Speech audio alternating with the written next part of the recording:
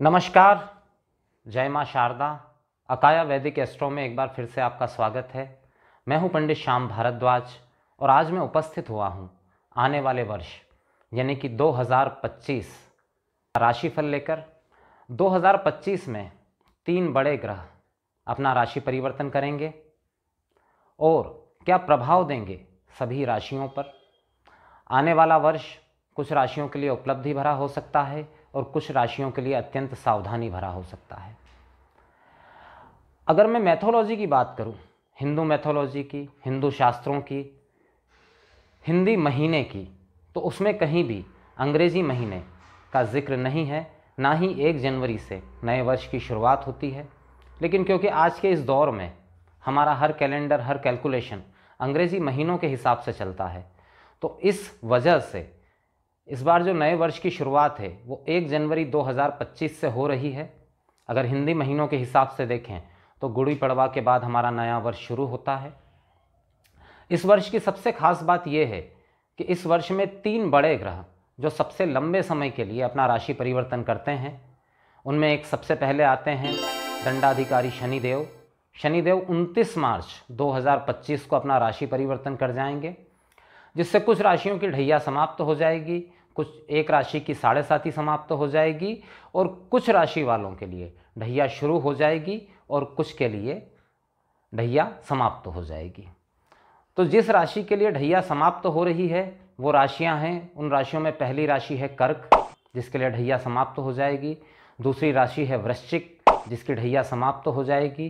पर 7.5 का पिछले 7.5 साल से शनिदेव का जो प्रभाव चल रहा था वो समाप्त हो जाएगा। कुंभ राशि के लिए अंतिम ढैया की शुरुआत हो जाएगी। मीन राशि वालों को मध्य ढैया शनिदेव का शुरू हो जाएगा और मेष राशि वालों की 7.5 29 मार्च 2025 से प्रारंभ हो जाएगी। अगर हम ढैया की बात करें तो ढैया किसके लिए शुरू होगा? धनु राशि वालों को 7.5 का ढैया शुरू हो जाएगा और सिंह राशि वालों को 7.5 का ढैया शुरू हो जाएगा। हम अगर बात करें देवगुरु बृहस्पति की, तो देवगुरु बृहस्पति 14 मई 2025 को, जो पिछले 13 महीने से वृषभ राशि में गोचर कर रहे थे, वो चले जाएंगे बुध की मिथुन राशि में। लेकिन इस वर्ष गुरुदेव 2 बार ट्रांजिट करने वाले हैं, क्योंकि उसके बाद में अक्टूबर के महीने में देवगुरु बृहस्पति अतिचारी चाल से चलते हुए मिथुन से अपनी उच्च राशि कर्क में पहुंच जाएंगे और दिसंबर में वहां से वापस सामान्य गति से चलते हुए मिथुन राशि में पहुंच जाएंगे।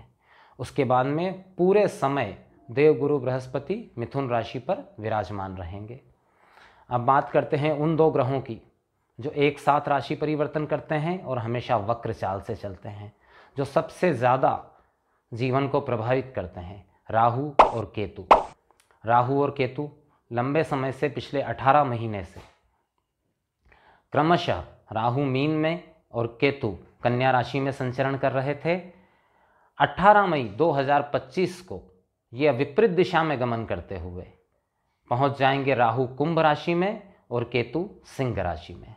तो ये सबसे बड़ा ट्रांजिट है जो 2025 में इन कुल 4 ग्रहों का होने वाला है, जिससे सबसे ज़्यादा प्रभावित जनजीवन और 12 राशियां रहेगी। साथ ही साथ 2025 का जो साल है वो 9 नंबर को परिलक्षित करता है, तो मंगल प्रधान लोगों के लिए अंक ज्योतिष के हिसाब से ये साल शुभ रहने वाला है। बात करते हैं काल चक्र की तीसरी राशि यानी कि मिथुन राशि के विषय में। मिथुन राशि के लिए लंबे समय से शनिदेव जो हैं वो कुंभ राशि में गोचर कर रहे हैं, भाग्य भाव में गोचर कर रहे हैं।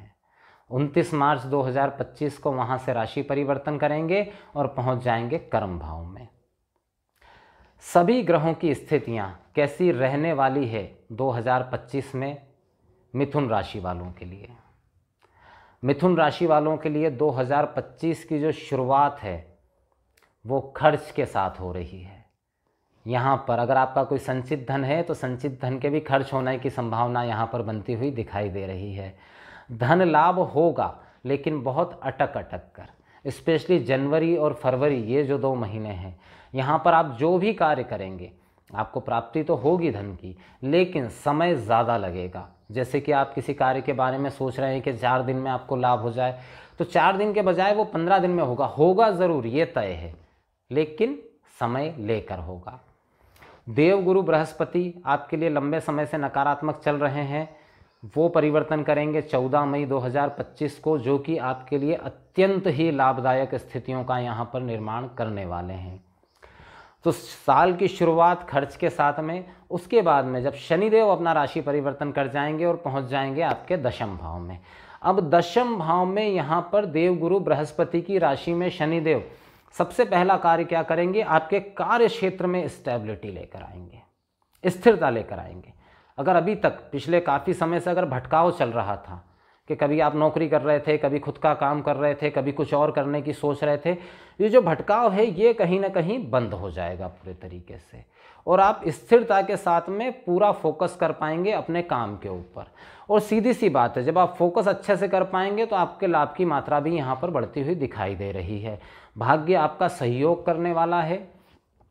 पुराने समय में जो भी आपके अटके हुए कार्य थे, वो अटके सारे कार्य शनै शनै, कैसी है शनिदेव की गति, तो शनै शनै, इसलिए उनका नाम शनिदेव है। शनै यानी धीमे धीमे, जैसे जैसे वर्ष आगे बढ़ेगा धीमे धीमे आपकी सारी स्थितियां हैं वो पॉजिटिव होती चली जाएगी। हाँ, कार्य क्षेत्र में आपको काम बहुत ज़्यादा रहेगा, हार्डवर्क आपको बहुत करना पड़ेगा, साथ ही साथ आपको थोड़ा संयमित जीवन भी जीना चाहिए। मांस मदिरा व्याभिचार से अगर आप दूर रहेंगे तो कोई समस्या नहीं होगी। अब यहाँ बैठे शनिदेव अपनी पहली दृष्टि कहाँ डालेंगे, तो व्यय भाव पर डालेंगे।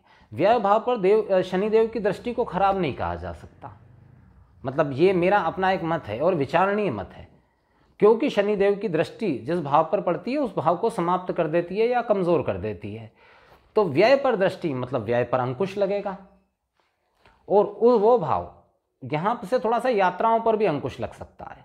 यहाँ पर एक ही परेशानी दे सकते हैं शनिदेव कि अगर आप लंबी दूरी की यात्रा करते हैं तो वहाँ आप परेशान हो जाएंगे, लेकिन बाकी मामलों में ये जो है लाभदायक स्थिति है। अगर कोई कोर्ट केस आदि आप पे चल रहा है तो उसमें आप विजय होकर बाहर निकलेंगे, शत्रु इस समय पे आपके बिल्कुल शांत रहेंगे। यहाँ से 7वीं दृष्टि शनिदेव की रहेगी आपके चतुर्थ भाव पे। यहाँ पर आपको थोड़ा सा सावधान रहना है, क्योंकि इस समय पे वाहन की वजह से नुकसान होना, वाहन खराब हो जाना, वाहन में समस्या आना, माता के स्वास्थ्य में समस्या आना, और कहीं ना कहीं सुख में व्यवधान पड़ना। सुख मतलब इतना कि क्योंकि कार्य क्षेत्र में अति व्यस्तता के कारण शायद आपका निजी जीवन जो है उसमें बहुत टेंशन हो जाए, पति पत्नी जीवन साथी के साथ विवाह, टेंशन, इस तरह की स्थितियों को यहाँ बनाने वाले शनिदेव की जो दृष्टि है वो देती है। और शनिदेव की अंतिम दृष्टि जो है वो रहेगी 7वें भाव पे। तो थोड़ा सा पार्टनरशिप में अगर आपका कारोबार है तो थोड़ा सावधानी से काम करिएगा। पार्टनरशिप में विवाद की संभावनाओं को यहाँ पर शनिदेव दे सकते हैं।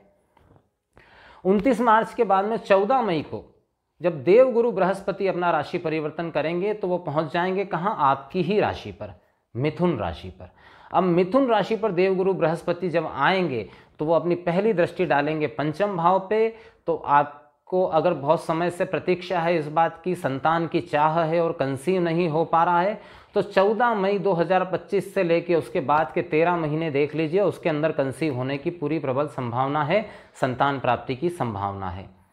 साथ ही साथ विद्यार्थी वर्ग जो अध्ययन कर रहे हैं उनका कंसंट्रेशन बढ़ेगा, विद्या अध्ययन में उन्हें कोई बड़ी सफलता मिलने की संभावना यहाँ पर बनती हुई दिखाई दे रही है। प्रेम संबंध में ये समय जो रहेगा वो सफलता वाला रहेगा। अगर आप प्रेम संबंध को विवाह में तब्दील करना चाहते हैं उसके लिए भी लाभदायक रहेगा। यहाँ से 7वीं दृष्टि जो रहेगी देवगुरु बृहस्पति की वो आपके 7वें भाव पर रहेगी। तो जो लोग अविवाहित हैं उनके विवाह हो जाने की संभावना यहाँ से बनेगी। पार्टनरशिप में जो थोड़ी बहुत समस्या आ रही थी उनका समापन होगा, कहीं ना कहीं लाभ की तरफ आप बढ़ेंगे। और सबसे अच्छी बात, यहाँ से देवगुरु बृहस्पति अपनी 9वीं दृष्टि डालेंगे भाग्य भाव के ऊपर, तो भाग्य में बढ़ोतरी होगी। तो 14 मई के बाद से मिथुन राशि वालों के लिए एक तरह से उनके जीवन का सबसे अच्छा समय जो है उसकी शुरुआत हो जाएगी। इस वक्त आपका मन आध्यात्म में बहुत ही अच्छे से लगेगा, बहुत ही धार्मिक कार्य इस दौरान आप करेंगे, बहुत पॉजिटिविटी इस दौरान दिखाई दे रही है। राहु केतु की अगर बात करें तो राहु पहुंचने वाले आपके भाग्य भाव में और गुरु की दृष्टि से दृष्ट रहेंगे। आहा, बहुत ही अच्छा योग, भाग्य का प्रबल सहयोग यहाँ पर मिल रहा है। मिथुन राशि वाले एक लंबे समय से परेशान चल रहे हैं क्योंकि भाग्य भाव में बैठे हुए शनिदेव कहीं ना कहीं उनको परेशान किए हुए हैं, वह कर्म भाव में पहुंच जाएंगे, तो वहां से लाभ ही लाभ की संभावना मिथुन राशि वालों के लिए दिखाई दे रही है। साथ ही साथ एक बात मैं बताना चाहूँगा कि ये जो लाभ की बात मैं कर रहा हूँ, ये इस बात पर निर्भर है कि जन्मकालिक कुंडली में शनिदेव, राहुदेव या गुरुदेव कैसी स्थिति में है आपकी कुंडली में, उसके अनुसार ही आपको लाभ प्राप्त होगा। अगर सब अच्छी स्थिति में है तब तो लाभ निश्चित रूप से आपको प्राप्त होगा, लेकिन अगर कुछ ग्रह नकारात्मक स्थिति में है इनमें से, तो लाभ तो मिलेगा पर उसका परसेंटेज कम हो जाएगा। इसीलिए मैं हमेशा कहता हूं कि किसी भी अंतिम निर्णय पे पहुंचने से पहले एक बार कुंडली विश्लेषण अत्यंत आवश्यक है।